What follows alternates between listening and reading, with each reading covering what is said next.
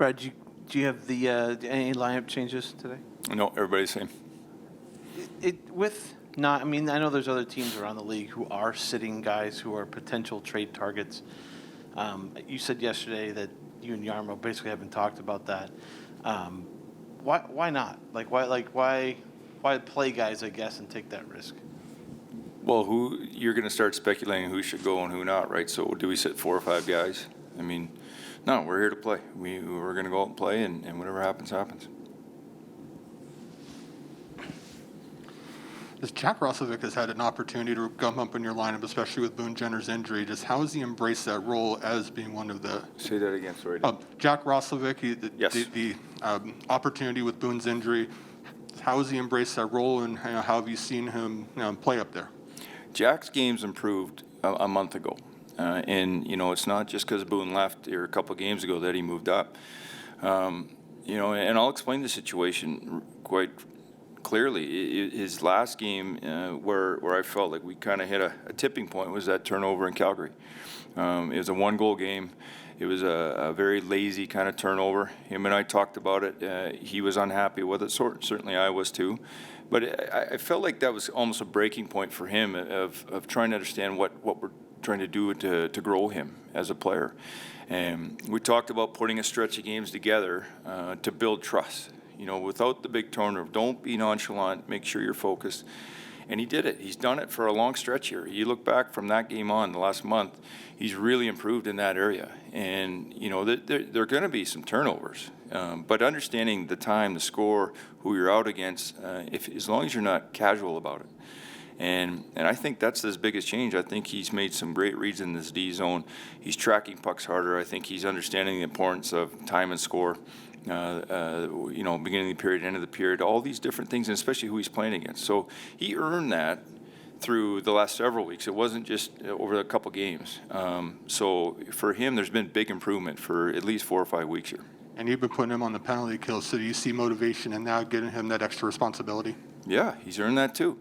And that was one of those things I talked with Pascal about. He had him in the minors in Manitoba, and he said he used him. He did a good job. So I felt like there was an opportunity for him to grab some more ice time, and maybe it could help him. And I feel like he's done an excellent job. He's got tremendous feet. He's got a good head on his shoulder, great stick, and he's really out of door penalty kill. So I think that it just, again, it's given him a little bit more confidence, and that's a defending situation. Right, those are a situation where one less, you got to be smart. It shows he has the mind for it. It's just applying himself, and he has been. We talked a lot after Thursday night's game about just how weird that game was and all the kind of crazy things that happened in that. Is it almost easier to get by a game like that when you just so many fluky things happen that I assume you looked at the tape and probably saw some pretty good things in there. Was that help you get to the next one?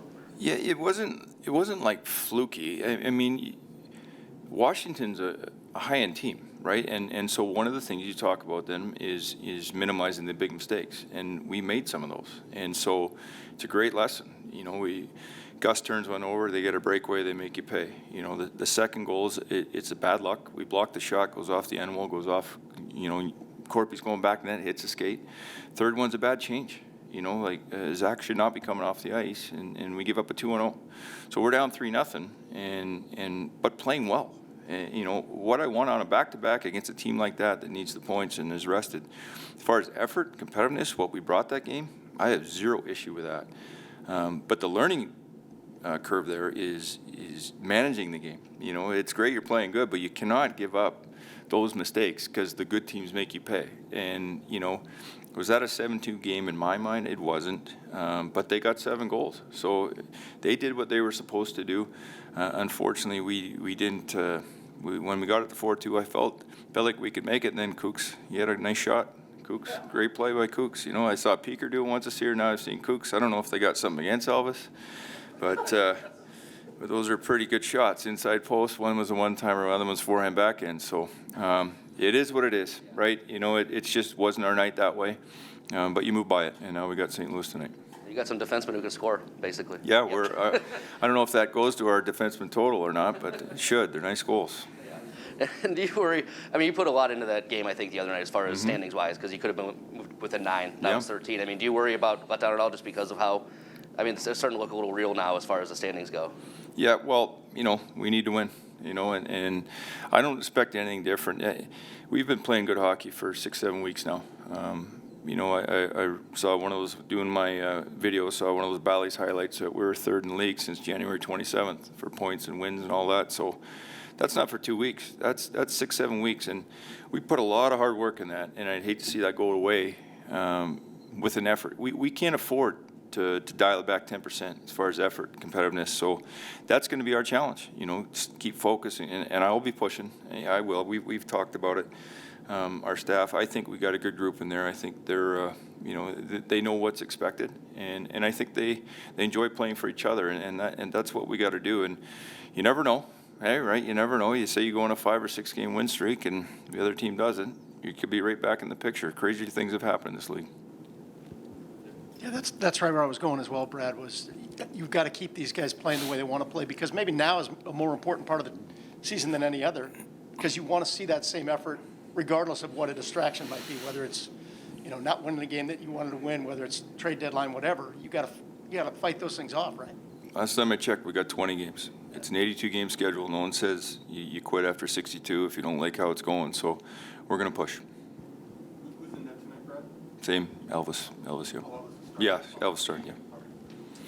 Brad, the last couple seasons, one of the storylines was where the goal's going to come from. It was hard to score. Mm-hmm. You guys are, I believe, 9th in the league right now in goals scored. Mm-hmm.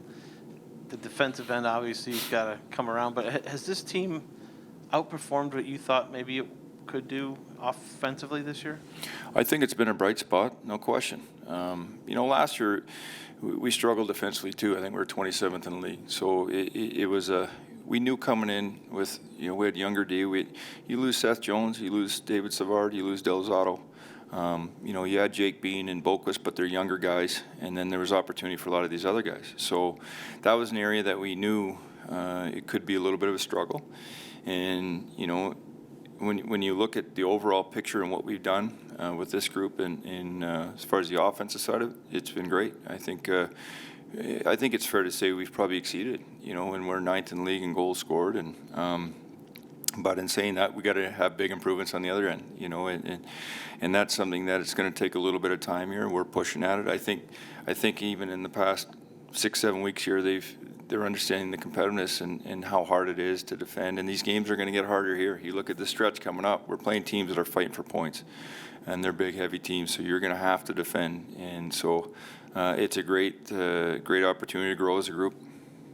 So I guess the natural follow-up would be, can you keep that level at least close to where it's at now, scoring-wise, and also improve defensively, you know, without sacrificing goal scoring, I guess? We're sure going to try.